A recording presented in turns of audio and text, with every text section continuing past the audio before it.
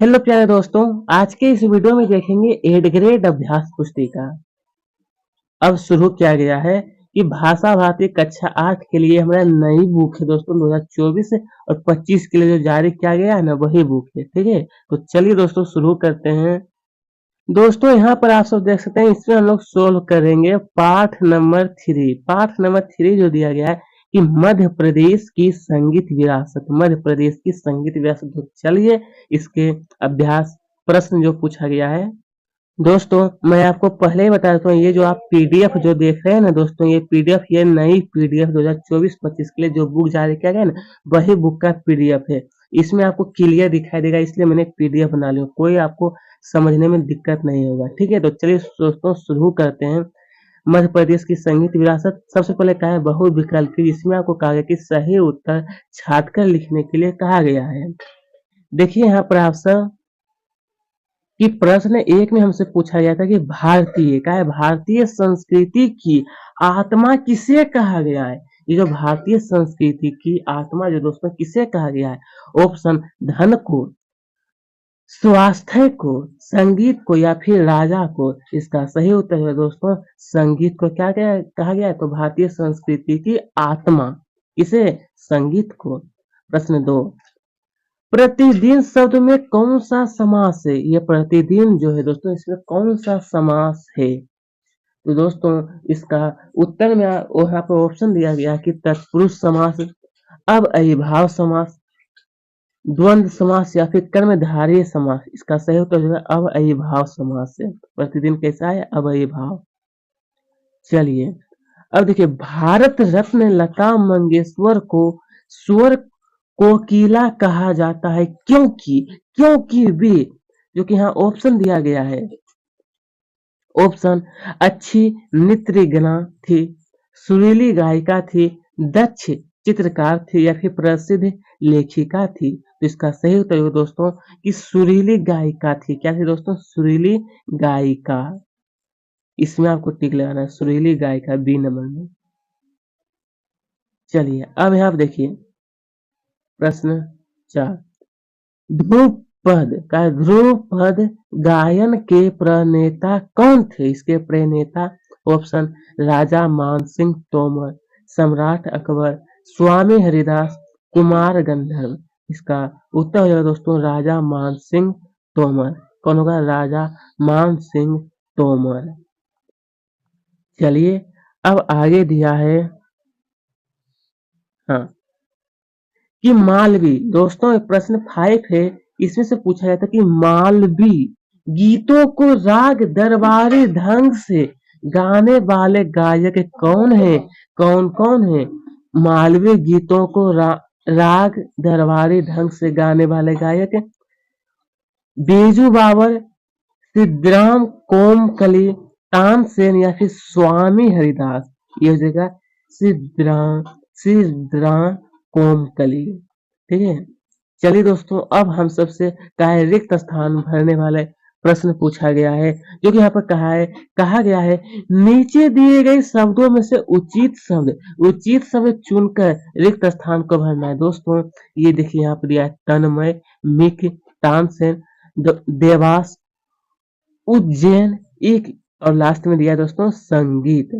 तो इसी से आपको रिक्त स्थान को भरना है सही शब्द चुन करके। ठीक है, जैसे यहाँ पर देखिए आपको प्रश्न क्रमांक 6, यहाँ पर आप सबको भरना है तानसेन। क्या भरना है, तानसेन ने दीपक राग की साधना की और दीपक दीपक जल उठे।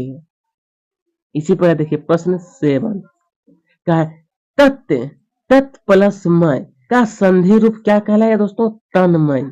संधि रूप क्या कहलाएगा प्यारे दोस्तों, तन्मय होगा। क्या होगा दोस्तों, तन्मय। प्रश्न क्रमांक 8, कुमार गंधर्व संगीत समारोह का आयोजन यहाँ पर आपको भरना है दोस्तों देवास। क्या भरना है, देवास शहर में होता है। कहाँ, तो देवास शहर में। और देखिए यहाँ पर प्रश्न क्रमांक 9 का यहाँ पर आपको भरना है दोस्तों संगीत। आखिर यहाँ पर क्या भरना है आपको, संगीत।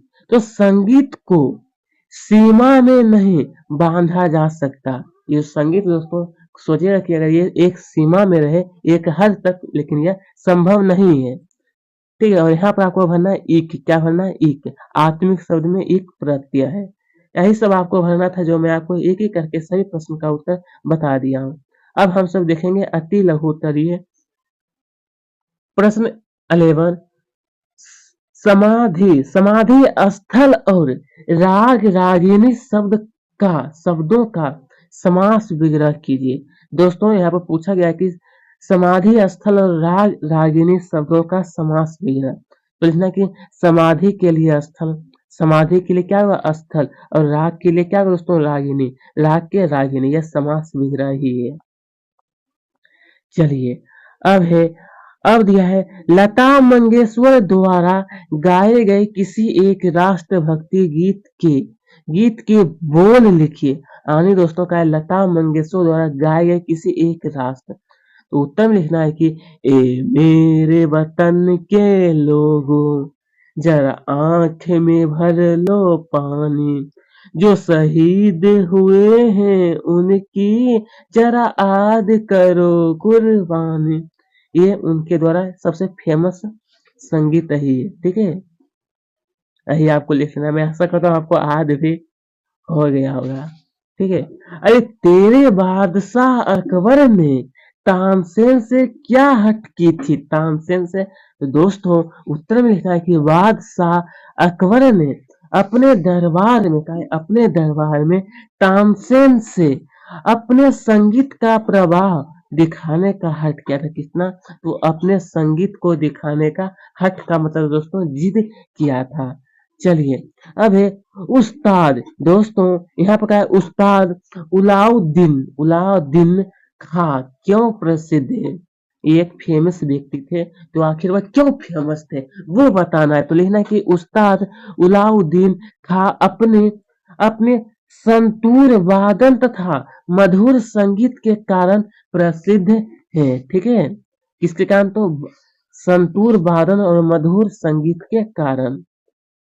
चलिए अब आगे कहा गया है लघु उत्तरीय प्रश्न कैसा है दोस्तों? लघु उत्तरीय इसमें से कहा गया प्रश्न क्रमांक 15 में पूछा गया है कि किन्हीं 5 वाद्य यंत्रों के नाम लिखिए। उनमें से किसी एक वाद्य यंत्र को बजाने वाले प्रसिद्ध संगीतकार का नाम वाद्य यंत्र के सामने लिखना है। सबसे पहले आपको 5 यंत्र का नाम लिखना है। तो बीना, बीन, ढोल, तबला, धन्यवाद, हुरकू, ये हो गया। उसके बाद फिर कहा गया था किसी एक वाद्य यंत्र को बजाने वाले प्रसिद्ध संगीतकार को भी नाम लिखना है। तो लिखना है बीना जो बजाती है वो मीराबाई जो है वो बजाने में बहुत ही फेमस थे, यानी प्रसिद्ध थे। ठीक है, वो प्रसिद्ध थे बजाने में। क्या थी? तो बीना बजाने में कौन? तो मीराबाई। चलिए अब है लता जी को समूचे राष्ट्र की गायिका क्यों कहा जाता है? किनको? तो लता जी को समूचे राष्ट्र की गायिका। चलिए दोस्तों इसके बारे में लिखना आप सबको उत्तर में, क्योंकि लता जी ने हर धर्म और राग के गीतों को अपनी मधुर वाणी से गाया है, इसलिए लता जी को समूचे राष्ट्र की गायिका कहा जाता है। क्यों कहा जाता है दोस्तों? तो अपने मधुर वाणी से गाया है, जितने भी वो संगीत गाए हैं तो अपने मधुर वाणी से, इसलिए लता जी को समूचे राष्ट्र की गायिका कहा जाता है। चलिए अब है अपने क्षेत्र के किसी एक लोकगीत की 4 पंक्तियां लिखिए और यह भी बताइए कि इसे कब गाया। यहाँ पर दोस्तों इसे कब गाया, ठीक है, इसे कब गाया जाता है वो भी बताना है। तो चलिए लेना, हरे राम झूला कजरी पर कदम की डाली, झूले कृष्ण मुरारे नाथ, करे राम कृष्ण बने मोतिहारी, पहन ली है साड़ी से हरी। यह लोकगीत सावन के महीने में गाया जाता है। कब? तो सावन के महीने में यह गाया जाता है। आपको 4 पंक्ति लिखना था जो यहाँ पर लिखा गया है। चलिए अब है प्रश्न क्रमांक 18। मध्यकालीन भारत में संगीत की परंपरा कहाँ से प्रारंभ हुई? इस स्थान पर संगीत से जुड़ा कौन सा आयोजन होता है? दोस्तों यहाँ पर पूछा गया कि आखिर मध्यकालीन भारत में संगीत संगीत की जो परंपरा है वो कहाँ से शुरू हुई थी? तो लिखना है कि माना जाता है कि संगीत का प्रारंभ सिंधु घाटी की सभ्यता के काल में हुआ। हालांकि हालांकि इस दावे के एकमात्र सच है, ये जो है दोस्तों एकमात्र सच है, ठीक है। उस समय की एक नृत्य वाला की मुद्रा में कान से, क्या है दोस्तों, कान से, एक मिनट, हाँ, मूर्ति और नृत्य नाटक और संगीत के देवता का प्रचलन होता है। यही आपको लिखना है दोस्तों, ज्यादा बड़ा उत्तर नहीं है, 2 लाइन मात्र में यहाँ दिया है और 2 लाइन ये आपको लिखना है। चलिए मैं ऐसा करता हूँ, आपको सभी एक एक करके समझ आता होगा, ठीक है, कहीं पर कोई आपको कोई समस्या नहीं होगी, क्योंकि यहाँ पर राइटिंग तो आपको बिल्कुल समझ आता होगा।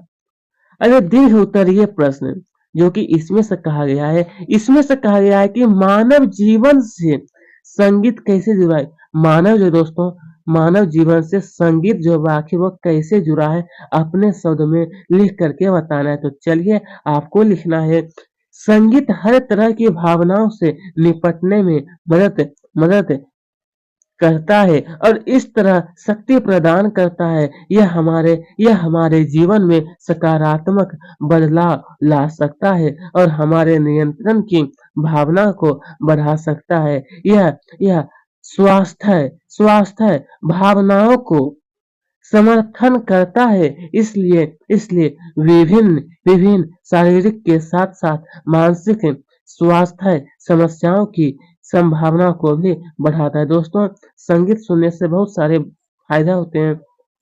अगर आपको कभी गुस्सा आता है तो आपको गुस्से को नियंत्रण में भी ला जाता है, और भी बहुत सारे स्वस्थ स्वास्थ्य, आपके शरीर की जो स्वास्थ्य है उनको भी स्वस्थ रखता है। बहुत सारे संगीत के लाभ होती है, ठीक है। चलिए अब दिया है प्रश्न क्रमांक 20। इसमें से दोस्तों पूछा गया था कि आप अपनी पसंद के किसी एक संगीतकार के बारे में कम से कम आपको 10 पंक्ति लिखना है, कि किसी एक संगीतकार के बारे में लिखना है। तो चलिए दोस्तों आपको लिखना है लता मंगेशकर के बारे में, क्योंकि वह बहुत ही संगीतकार में वो प्रसिद्ध है, इसलिए उन्हीं के बारे में मैं आपको बता दूंगा।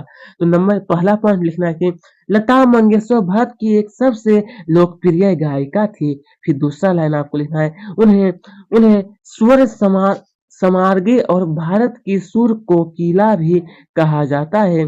फिर आपको यह तीसरा पॉइंट लिखना है कि लता मंगेशकर का जन्म 28 सितंबर 1929 को इंदौर मध्य प्रदेश में हुआ था। चौथा पॉइंट लिखना है कि लता जी के पिताजी का नाम पंडित दीनानाथ और माता जी का नाम रामवती मंगेशकर था।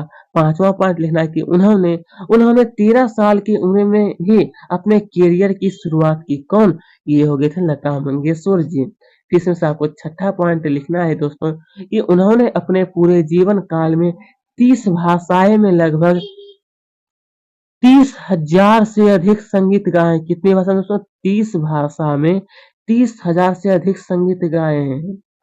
उनके द्वारा गाए गए सभी संगीत बहुत ही मनमोहक और अनूठे हैं। फिर आठवां पॉइंट लिखना है कि लता जी को देश के सर्वोच्च नागरिक सम्मान भारत रत्न से भी सम्मानित किया गया। किससे दोस्तों? तो भारत रत्न से उन्हें सम्मानित किया गया है, ठीक है। तो प्यारे दोस्तों आज का ये वीडियो हमारा यहीं पर ये समाप्त होता है। हमें कमेंट में जरूर बताइए आपको ये वीडियो कैसी लगी। अगर आपके पास कोई प्रॉब्लम है तो कमेंट में जरूर बताइए, मैं उस प्रॉब्लम का हल जरूर करूंगा। तो ठीक है, फिर से अगले अध्याय में मिलेंगे। Bye bye.